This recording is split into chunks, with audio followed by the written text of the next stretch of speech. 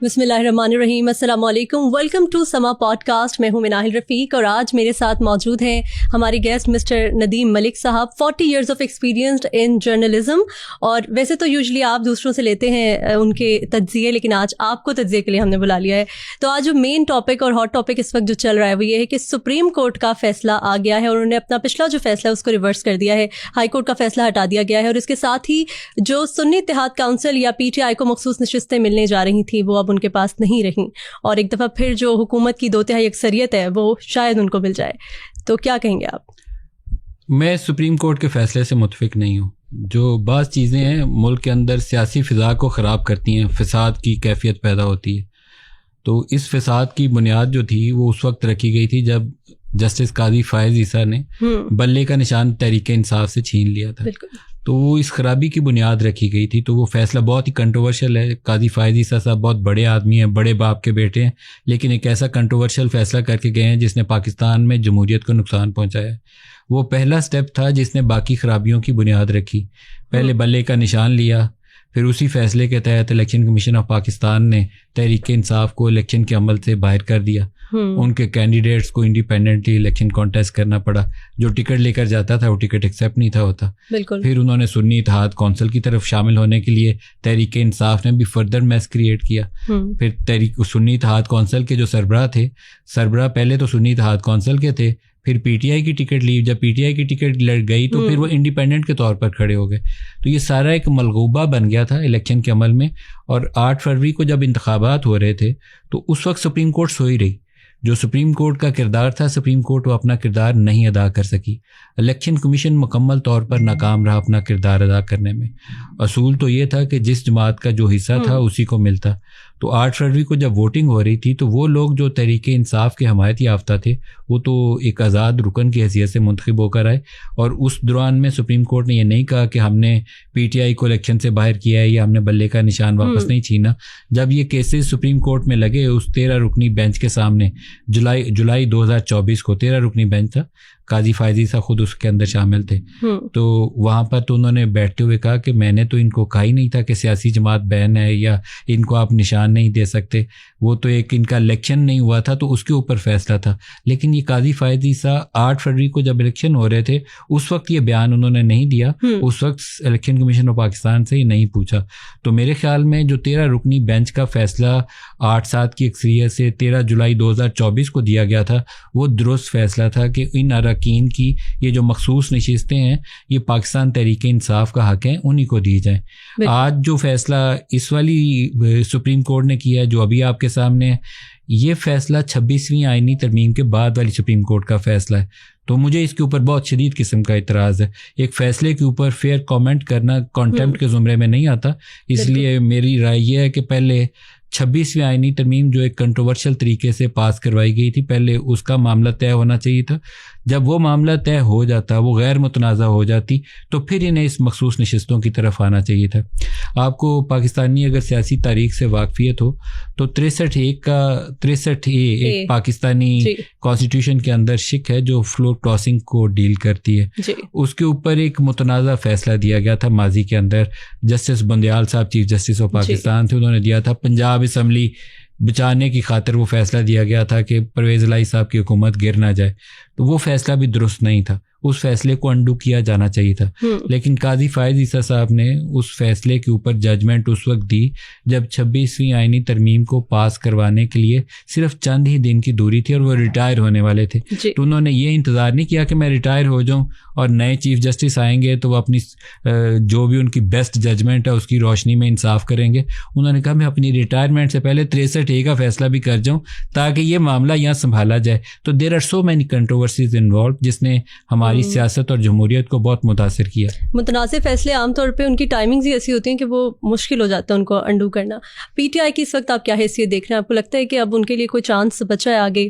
وہ کس طرح سے افیکٹ ہونے والے ہیں اس فیصلے کے بعد؟ تحریک انصاف کی سیاست جو ہے انہوں نے اس کو خود کافی نقصان پہنچایا ہے. عام طور پر جب نواز شریف کی بھی حکومت گرائی جاتی تھی، اسٹیبلشمنٹ گراتی تھی اور بناتی تھی، یہ پاکستانی سیاست کا حصہ ہے، اس میں کچھ ایسی چیز نہیں ہے کہ کسی کے لیے یہ ایک نئی خبر ہوگی کہ میں کہوں کہ اسٹیبلشمنٹ نے حکومت بنائی تھی اور گرائی تھی.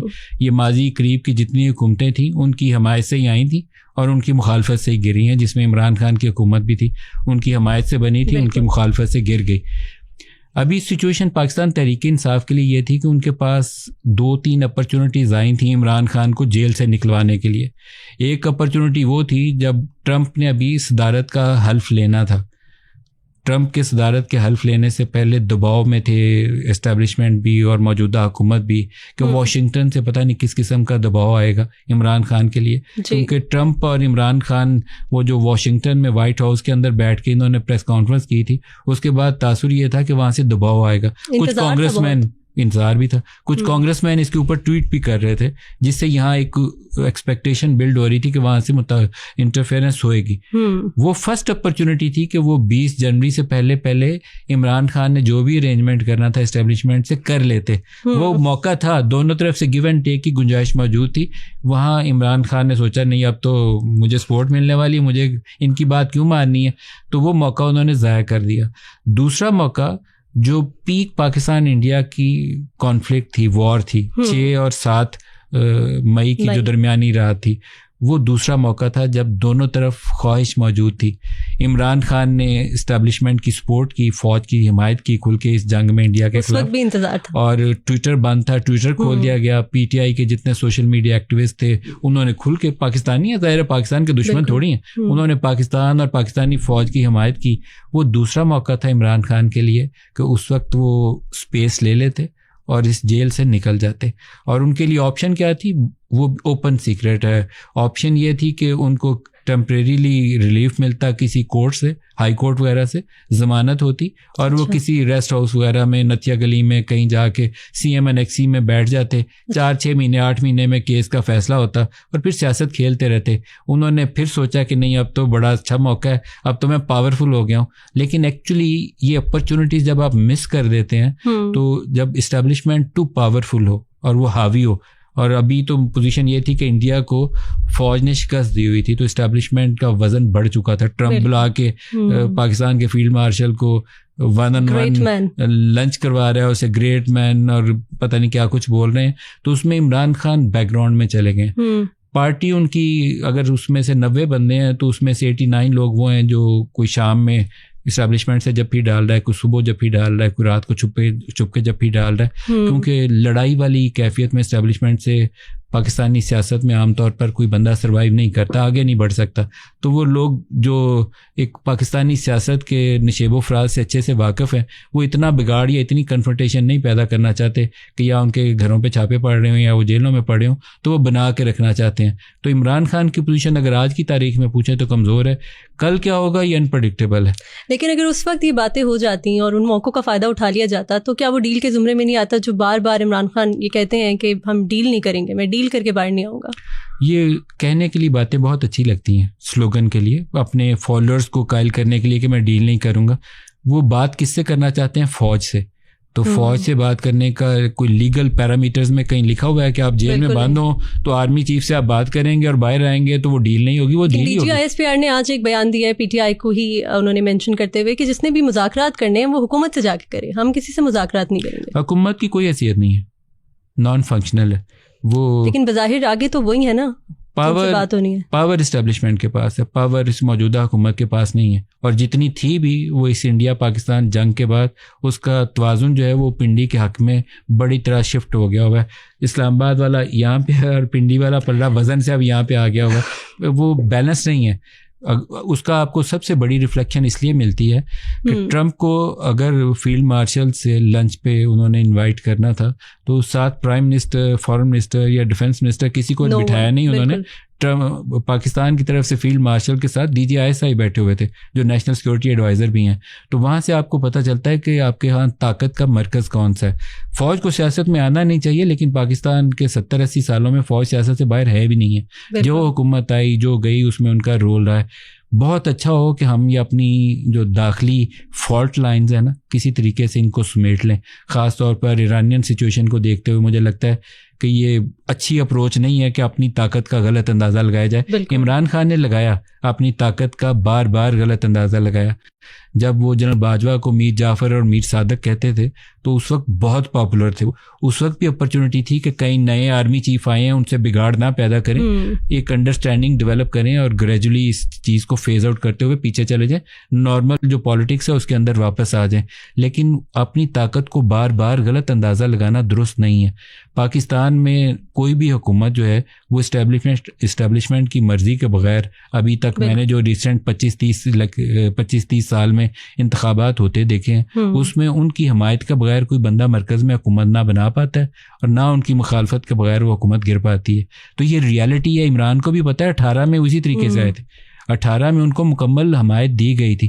جنوبی صوبہ پنجاب محاذ بنایا گیا تھا کہ وہ لوگ جو پنجاب میں نون لیگ کے ساتھی تھے ان کو توڑ کے ایک پورا گروپ کریٹ کیا گیا تھا جس نے عمران خان کی جماعت کو جوائن کیا, اور پھر بھی ان کی تعداد پوری نہیں ہو رہی تھی. تو پھر باقی سیٹیں پوری کرنے کے لیے کراچی سے ان کو 14 سیٹیں جو کسی زمانے میں MQM جیتی تھی وہ پلیٹ میں رکھ کے PTI کو دی گئی تھی.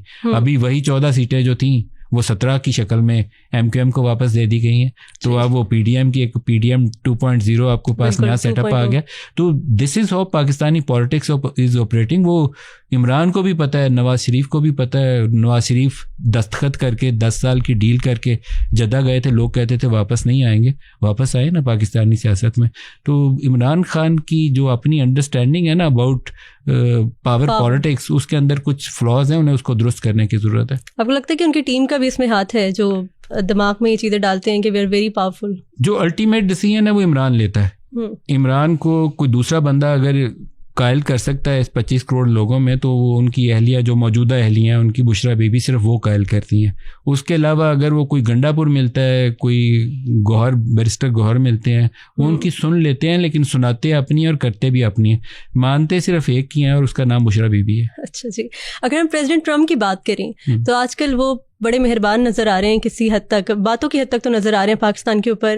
پاکستان کی بھی تعریف, انہوں نے کہا آئی لو پاکستان. پھر فیلڈ مارشل سے ملاقات بھی کی, لنچ پہ بھی ملے, انہیں بھی کہا کہ great man, he is a great man. ایک جملے میں کوئی 4 دفعہ تو انہوں نے ان کو گریٹ مین کہا. تو اس کی کوئی خاص وجہ آپ کو نظر آ رہی ہے؟ مجھے کافی تشویش لاحق ہوتی ہے. ایک طرح سے تو خوشی ہوتی ہے کہ میں جب دیکھتا ہوں کہ US پریزیڈنٹ پاکستان کے آرمی چیف کو کہہ رہا ہے کہ وہ گریٹ مین, گریٹ جینٹل مین, ویری امپریسو. تو مجھے بڑا خوشی ہوتی ہے کہ دہلی کے اندر بہت تکلیف ہو رہی ہوگی امت شاہ کو, مودی کو, اس پہ میں بڑا خوش ہوتا ہوں. لیکن ایک کسی زمانے میں کوئی مووی دیکھی تھی تو اس میں وہ ایلین زمین پہ آ جاتا ہے تو وہ باقی اپنے ساتھیوں کو سمجھاتا ہے کہ سم ادر مووی, وہ اس میں اپنے ساتھیوں کو کہتا ہے کہ جب یہ انسان بولیں کہ آئی لو چکن تو اس سے یہ نہیں سوچنا کہ اس کو چکن سے بڑی محبت ہو گئی ہے, اس کا مطلب ہے کہ اس دن یہ چکن کو کھانا چاہتا ہے. تو جب ٹرمپ کہتا ہے آئی لو پاکستان تو مجھے کافی تشویش ہوتی ہے, کیونکہ پاکستان اور US کی ریلیشن شپ بڑی ٹرانزیکشنل رہی ہے. ہمارے اس علاقے میں جب بھی ان کے فارن پالیسی گولز ہوتے تھے نا تو وہ اس وقت ہمیں اپنا فرنٹ لائن الائی بنا لیتے تھے, بہت محبت کرتے تھے ہم سے. یہ 60s سے یہ سلسلہ شروع ہوا ہے. سیٹو اور سینٹو تھیں, اس کی پوری تاریخ تو مجھے بھی نہیں پتا, آپ کو بھی نہیں پتا ہوگی. لیکن افغان جہاد کے دنوں میں جب یہ سوویت یونین آ گیا افغانستان کے اندر تو یہ پاکستان میں انہوں نے جہادی تیار کروائے. یہ جتنے عرب مجاہد ہیں نا, اسامہ بن لادن سمیت, ان ساروں کو CIA ریکروٹ کر کے پاکستان لائی تھی. پاکستان نہیں لایا ہوا, ایسا ہی نہیں لائی ہوئی. اچھا, CIA ریکروٹ کر کے لائی ہوئی ہے, اور اس کی فنڈنگ ویسٹ نے اور عرب ممالک نے کی تھی, کیونکہ سوویت یونین کو افغانستان کے اندر روکنا تھا. یہ کئی ہزار عرب مجاہدوں کو اسامہ بن لادن سمیت, میں ریپیٹیڈلی کہہ رہا ہوں, یہ ریکارڈ کا حصہ ہے کہ اسامہ بن لادن سمیت ان ساروں کو CIA ریکروٹ کر کے پاکستان لائی تھی. اور ہم فرنٹ لائن لائی تھے, ہماری زمین پہ ان لوگوں کو لانچ پیڈ ہماری زمین بنی, ان کو ٹریننگ بھی ہم نے دی, اور پھر یہیں سے انہوں نے لانچ کیے وہ اٹیکس جو سوویت آرمی کے خلاف تھے. جیسے ہی سوویت یونین کی فوج کو وہاں شکست ہونا شروع ہوئی اور ریڈ آرمی کا لاسٹ سولجر افغانستان سے واپس سوویت یونین گیا, اسی دن سے وہ پریسلر امینڈمنٹ جو امریکہ لے کے سالوں سے اپنی کتابوں میں بیٹھا ہوا تھا پاکستان کے نیوکلیئر پروگرام کے خلاف, انہوں نے سینکشنز لگانی شروع کر دی. پریسلر امینڈمنٹ لگا دی, گلین امینڈمنٹ لگا دی, کام پورا ہوا تو کام پورا ہو گیا. اور پھر دوبارہ آپ آ جائیں 9/11 ہوا. 9/11 جس نے بھی کیا تھا یہ امریکہ کو بھی پتا اور کرنے والوں کو بھی پتا, پاکستانی اس میں کوئی نہیں تھا, نہ پاکستانی سرزمین استعمال ہوئی تھی. افغانستان میں بیٹھ کے کسی نے پلان کیا, عرب تھے وہ سارے جو کرنے والے تھے, پاکستان کی دوبارہ مدد کی ضرورت پڑی. تو پاکستان کو انہوں نے دوبارہ امبریس کیا, بولا پاکستان ہمارا میجر نان نیٹو ایلائی ہے. یہ تو سب سے زیادہ اس وقت جو سب سے امیزنگ ریلیشن شپ ہے وہ پاکستان کے ساتھ ہے. تو جتنی محبت وہ کسی زمانے میں جنرل ایوب سے کرتے تھے, پھر جنرل ضیاء سے کرتے تھے جہاد افغانستان میں, اتنی ہی محبت ان کو جنرل مشرف سے اچانک ہو گئی. یہ وہی جنرل مشرف تھے جب بل کلنٹن انڈیا کے دورے پر آئے تھے تو وہ پاکستان آنے پہ تیار نہیں تھے کہ پاکستان میں ایک ملٹری ڈکٹیٹر ہے. تو انہوں نے پارلیمان سے ایڈریس کرنا پریفر کیا تھا کہ جنرل مشرف کے ساتھ انٹریکشن ان کو پسند نہیں تھا کہ ایک ملٹری ڈکٹیٹر. وہی جنرل مشرف پھر ان کے سب سے بڑے اتحادی تھے, سب سے روبسٹ الائی تھے ان کے. اور جیسے ہی افغانستان والے معاملات میں 7-8 میں ان کو دشواری پیش آنی شروع ہوئی تو پھر وہ کہتے تھے کہ پاکستان لائن کے دونوں طرف کھیلتا ہے. اور ابھی بھی جب ان کی فورسز یہاں سے افغانستان چھوڑ کے واپس گئی ہیں, اس حالت میں گئی تھی کہ آخری ان کے جو سولجرز تھے ان کو یو ایس ایمبیسی کی چھت کے اوپر سے ہیلی کاپٹرز نے ریسکیو کیا تھا, ایویکویٹ کروایا تھا. اور وہ جو جہاز اڑ رہا ہے کابل ایئرپورٹ سے, آپ نے دیکھا ہوگا کہ لوگ پروں سے بھی چمٹے ہوئے ہیں اور ٹائر بھی پکڑے ہوئے ہیں. اس حالت میں افغانستان چھوڑ کے گئے تھے, لیکن سب سے زیادہ پابندیاں پاکستان پہ تھیں. تو اب ٹرمپ جب اچانک کہتے ہیں کہ آئی لو پاکستان, گریٹ جینٹل مین, ویری امپریسو, تو مجھے تھوڑی تشویش ضرور ہوتی ہے کہ ان کے اس علاقے میں کوئی ایسا ہڈن ایجنڈا نہ ہو, کوئی فارن پالیسی گولز نہ ہو جو ہمیں آئندہ چند ہفتوں میں پتہ چلے, کیونکہ مڈل ایسٹ کی سچویشن جو ہے وہ چینج ہو رہی ہے. بالکل کچھ ممالک دباؤ میں آنے والے ہیں, جو ابراہیم ایکارڈز جس میں انہوں نے پہلے یو اے ای اور قطر اور کئی دیگر ممالک کے ریلیشن شپ جو تھے اسرائیل سے ڈیولپ کرائے. سعودی عربیہ جا کے بھی ٹرمپ نے یہ بات کی تھی ابراہیم ایکارڈ کی کہ ہم چاہتے ہیں کہ یہ ممالک بھی اس میں آئیں. اور میرا خیال ہے کہ سعودی عربیہ کے اوپر وہ دباؤ بڑھنے والا ہے. اور جب وہ ٹرمپ انتظامیہ کو بہت زیادہ محبت ہو رہی ہو نا پاکستان اور سعودی عرب سے یا دیگر مسلم ممالک سے, تو کہیں نہ کہیں ہمیں اپنی پیش بندی کر لینی چاہیے کہ یہ دباؤ کہیں آگے نہ منتقل ہو جائے. تو we should be ready. Iran Israel اگر ہم کنفلکٹ کی بات کریں تو آپ کو لگتا ہے کہ وہ بھی ایک وجہ ہو سکتی ہے, کیونکہ مڈل ایسٹ کی جو سچویشن ہے اب ڈائریکٹلی تو یو ایس اے جو ہے وہاں پر موجود نہیں ہے, لیکن ان کے اسی طرح جیسے کہ ہم نے دیکھا کہ اڈے وہاں پر موجود تھے, اور جب یو ایس نے ایران کے اوپر حملہ کیا تو اس کے بعد وہ تمام تر جو نشانہ بنے وہ قطر بنے, اور اسی طرح جو دوسری مڈل ایسٹ کی اسٹیٹس تھیں ان کے اوپر حملے ہوئے یو ایس کے اڈوں کے اوپر. تو آپ کو لگتا ہے کہ وہ مڈل ایسٹ کی جو اس وقت سچویشن ہے وہ ہو سکتی ہے محبت کی وجہ؟ جو قطر کے امریکن ایئر بیس کے اوپر اٹیک تھا وہ فکسڈ میچ تھا. فکسڈ میچ اس طرح تھا کہ ایران نے ان کا کچھ عرصہ پہلے ایک ان کے جنرل اسیسینیٹ کر دیے تھے امریکن نے, جنرل سلیمانی. اس کے جواب میں بھی انہوں نے یہ جو امریکہ کا اڈا تھا نا قطر میں, اس کے اوپر میزائل وائل پھینکے تھے. لیکن میزائل پھینکنے سے پہلے انہوں نے امریکی انتظامیہ کو بتا دیا تھا کہ ہم میزائل وائل پھینکنے والے ہیں, خالی جگہ پہ گرے تھے, ان کے فورسز انہوں نے شکریہ بھی ادا کیا. ابھی دوبارہ انہوں نے وہی کام کیا, کیونکہ انہوں نے B-2 لا کے تو وہاں سے 30,000 پاؤنڈ وزنی بم فردو, اصفہان اور وہ نتنز والی فیسلٹی کے اوپر گرائے تھے. تو ان کو اپنی عوام کو سیٹسفائی کرنا تھا, تو انہوں نے ان کو بتایا کہ آپ کو قطر والی بیس کے اوپر ہم میزائل پھینکنے لگے ہیں. 14 آپ نے بم گرائے تھے تو 14 ہم میزائل پھینکیں. تمام تر فیس سیونگ تھی. یہ فکس میچ تھا, میں اس کے لیے ٹرم یوز کرتا ہوں فکس میچ. آپ کو پتا ہے فکس میچ پہ پہلے آپ ریزلٹ طے کر لیتے ہیں کہ کیسے ہونا ہے, پھر صرف آپ ایک در سے گیند پھینکتے ہیں, وہ ہوا میں بلا گماتا اور چھکا ہو جاتا ہے. اور پھر ہم لوگ کے فوری بعد جو ہے وہ یو ایس پریزیڈنٹ نے یہ بھی کہہ دیا کہ اسرائیل اپنی فوجیں واپس بلائے, دوبارہ سے کوئی میزائل اسٹرائک نہیں ہونی چاہیے. جو اسرائیل کا اٹیک تھا وہ ایک بہت بڑا ایگریشن تھا ایران کے خلاف. ایران ایک سوورن کنٹری ہے اور NPT جو نان پرولیفریشن ٹریٹی ہے اس کے اوپر اس نے دستخط کیے ہوئے ہیں. اس کا پروگرام ابھی تک سویلین یوزز کے لیے ہی تھا, کوئی ایسی ثبوت یا شواہد موجود نہیں تھے IAEA کے اپنی اسٹیٹمنٹس کے مطابق بھی کہ ٹرانسپیرنسی نہیں تھی, لیکن وہ بم بنانے کے قریب بھی نہیں تھے. بم بنانے کے لیے, نیوکلیر ڈیوائس بنانے کے لیے آپ کو ابو 80% ہو جائے تو وہ کروڈ سا بم بن جاتا ہے, لیکن یہ جو وار ہیڈز وغیرہ بنتے ہیں ماڈرن, یہ ابو 90% 94% پہ آپ جاتے ہیں انرینجمنٹ میں پھر بنتے ہیں, وہ بلو 60% پہ ہیں. تو بم کہاں سے آ گیا ان کو؟ تو یہ تو اگریشن جو تھا نیتن یاہو کا, یہ شدید ترین الفاظ میں قابل مذمت ہے. انہوں نے پہلے عراق کا نیوکلیر پروگرام تباہ کیا تھا آج سے کئی دہائیاں پہلے. اب دوسرا مسلم کنٹری تھا جس کے پاس نیوکلیر پاور تھی, ایران. نیوکلیر پاور اس سینس میں کہ وہ اس پہ کام کر رہے تھے, اس کا انہوں نے ڈسٹرائے کیا. نارتھ کوریا کے پاس بھی تو نیوکلیر پروگرام ہے, انہوں نے تو ڈیوائس بھی ٹیسٹ کی ہوئی ہے, ادھر کیوں نہیں گئے؟ تو اب پیچھے ایک ملک باقی ہے پاکستان, جس کے متعلق میری شدید اپریہینشنز ہیں, خدشات ہیں اور تحفظات ہیں کہ ان کے لانگ ٹرم جو پلانز ہیں اسرائیل کے اور انڈیا کے, یہ پاکستان کے خلاف جارحانہ عزائم رکھتے ہیں. اور ایران کے اوپر جس طریقے سے انہوں نے بامبنگ کر کے اس کی جو بھی رہی کھئی کثر تھی, اس کی ایئر فورس تو بیچارے کی پہلی بہت کمزور ہے, 35-40 سال سے سینکشنز لگی ہوئی ہیں, تو وہ بھی ڈسٹروائے کر دی, ایئر اسٹرپس ڈسٹروائے کر دی. تو مسلم ممالک میں جو ایک فورس ہے, نیوکلیئر پاور ہے, یا جس کی 10 لاکھ توانا تگڑی فوج ہے, جس نے ابھی انڈیا کو بھی مارا ہے, وہ پاکستان ہے. یا دوسری طرف دیکھیں تو آپ کو ایک ہمارا پوری مسلم امہ کا ایک مرکز ہے محبت کے لیے, وہ ہے سعودی عربیہ. اور ایک سیکنڈ آپ کی جو پاور ہے اس ریجن کے اندر وہ ہے ٹرکی. تو سعودی عرب, ٹرکی اور پاکستان یہ نیتن یاہو اور مودی جیسے لوگوں کے نشانے پر ہوں گے. ہمیں تینوں کو مل کے اپنی حکمت عملی بنانی پڑے گی, اور چائنا کے ساتھ مل کے ان تینوں ممالک کو اپنا ایک سیکورٹی الائنس بنانا پڑے گا. اگر ہم انڈیا کی بات کریں تو ابھی ریسنٹلی ایک جنگ لڑ چکے ہیں جس کے اندر کوئی ایسا, ہم اس کو نتیجہ خیز جنگ نہیں کہہ سکتے کیونکہ وہ بس ہم سیز فائر کی طرف چلے گئے. نتیجہ خیز تو ہے, ہم نے جیتی ہے وہ ہارے ہیں, یہ نتیجہ ہے, اس میں تو کنفیوژن ہی نہیں ہے. بالکل, لیکن سیز فائر کی طرف ہم 2-3 دن کے بعد ہی چلے گئے تھے, اور وہاں پہ بھی US پریزیڈنٹ جو ہے انڈیا کو مار پیٹی تو اس کے بعد انہوں نے درخواست کی واشنگٹن میں, اور وہ درخواست جو تھی وہ ہمارے پاس بھی آئی. ہم تو کہتے تھے ہم جنگ کرنا ہی نہیں چاہتے, اس نے اٹیک کیا اس لیے سیز فائر ہوگی. تو آپ کو لگتا ہے بھڑاس نکالنے کے لیے دوبارہ آ سکتے ہیں؟ مجھے شدید خطرہ ہے وہ دوبارہ آئے گا, کیونکہ جیسے ایک سانپ کو آپ مارے نا اور وہ مرے نہیں, زخمی ہو جائے, تو زخمی سانپ ڈسنے کے لیے دوبارہ آتا ہے. تو مودی کے متعلق میرے خیالات یہی ہیں. اسرائیل کے ساتھ کوئی الائنس بن سکتا ہے کیونکہ پہلے ہی وہاں پہ دوست ممالک تو ہیں اسرائیل اور انڈیا. انڈیا کے اوور آل جو آپ عوام کی بات کریں نا, تو وہ ایک ان کا اور سٹائل ہے. میں بہت سے جرنلسٹوں کو, ہم انٹرنیشنل فورم پہ ملتے ہیں, بہت اچھے پروفیشنلی کمپیٹنٹ لوگ ہیں, اچھے سے پیار سے ملتے ہیں.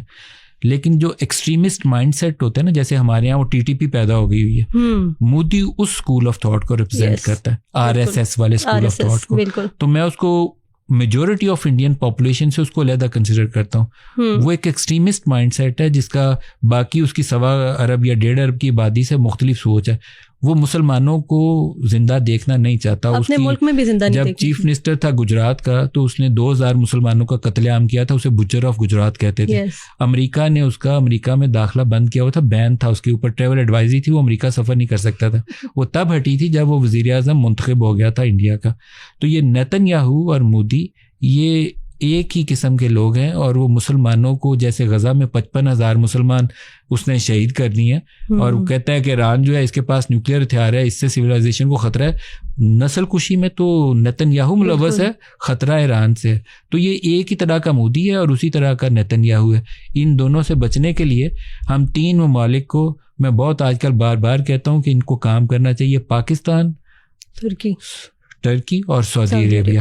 پاکستان کے پاس ڈیفنس انڈسٹری اور ڈیفنس اکوپمنٹ بنانے کی صلاحیت موجود ہے, ہمارے پاس وسائل نہیں ہے.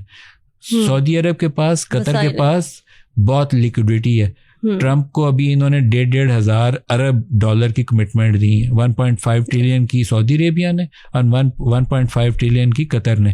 تو ہم چائنیز ٹیک کو لے کے, جیسے JF-17 ہم نے بنایا, ہم بہت کچھ بنا سکتے ہیں پاکستان میں.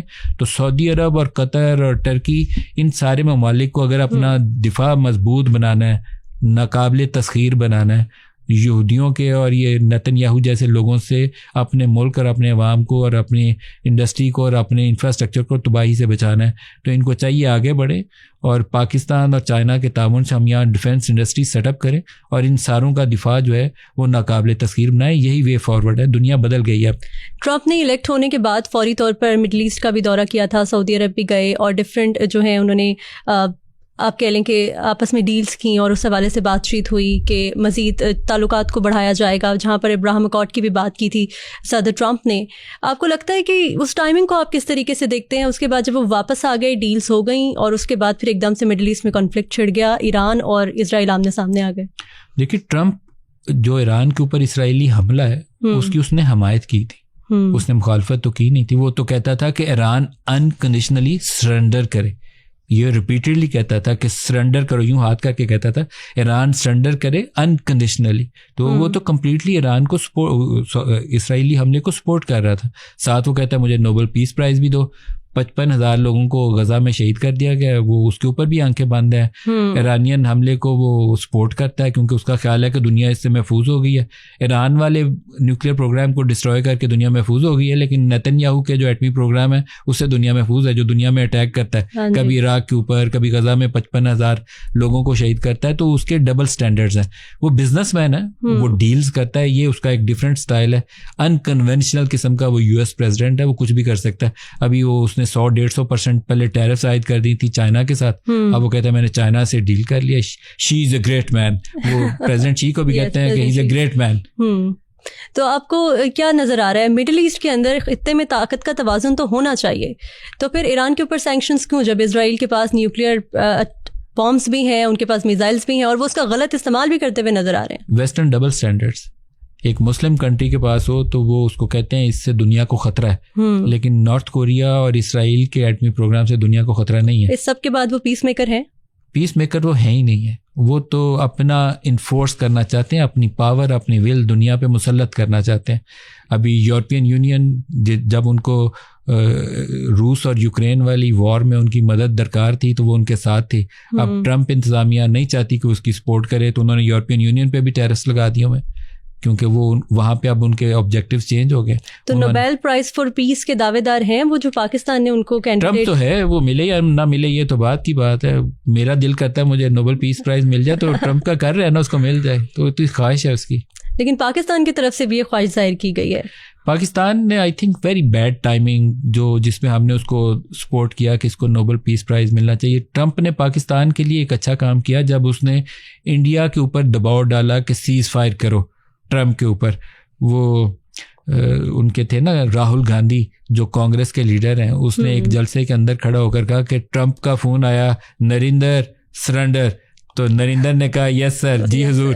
تو وہ اس نے کیا, نریندر سے سرنڈر کروایا ٹرمپ نے. تو ہمیں چاہیے تھا کہ اسے پاکستان کا ہائیسٹ سیولین ایوارڈ دے دیتے, کیونکہ اس نے پاکستان کے لیے اچھا کام کیا. ٹرمپ نے جنگ بندی کروائی, 2 نیوکلیئر پاورز تھیں, لڑائی بڑھ جاتی تو معاملات خراب ہو جاتے, تو ہم اس کو نشان پاکستان دے دیتے اس کی اس خدمت کے صلے میں پاکستان کے لیے. لیکن ابھی اس وقت ان تمام تر معاملات پہ بولنے کی ضرورت تھی پاکستان کو کہ نوبیل پرائز فار پیس کے لیے ان کو نامزد کیا جائے. جلدی کہہ کے کچھ انتظار کر لیتے تو اچھا تھا, کیونکہ ایک طرف ایران کے اوپر حملہ ہو رہا ہو جس کو ٹرمپ سپورٹ کر رہا اور ہم کہیں اسے پیس پرائز دے دو, تو بات بنتی تو نہیں ہے, درست نہیں تھا, ویری بیڈ ٹائمنگ. اچھا, پاکستان کی طرف سے کس کی خواہش تھی کہ ان کو نوبیل پرائز فار پیس دیا جائے؟ پاکستان میں سب کی خواہش ہوگی جو لوگ حکومت میں یا طاقت میں ہوتے ہیں. میرے اور آپ جیسے لوگوں کی نہیں ہوتی, یہ حکومت اور طاقتور لوگوں کی ہوتی ہے, کیونکہ انہیں واشنگٹن کی سپورٹ چاہیے ہوتی ہے. نہ مجھے واشنگٹن کی سپورٹ چاہیے نہ آپ کو. اگر آپ کو ویزا چاہیے تو ہو سکتا ہے آپ اس کی سپورٹ کریں, ادروائز یہ طاقتور لوگ کرتے ہیں جن کو کرسی اپنی بچانی ہوتی ہے, وہ کہتے ہیں کہ ٹھیک ہے واشنگٹن سے بنا کے رکھنی چاہیے. جی ٹھیک ہے, thank you so much sir for your time. بہت مزیدار باتیں اور ہم نے بڑی بریف ڈسکشن کر لی بہت چھوٹے سے ٹائم میں. Thank you so much for your time. بہت شکریہ آپ کا.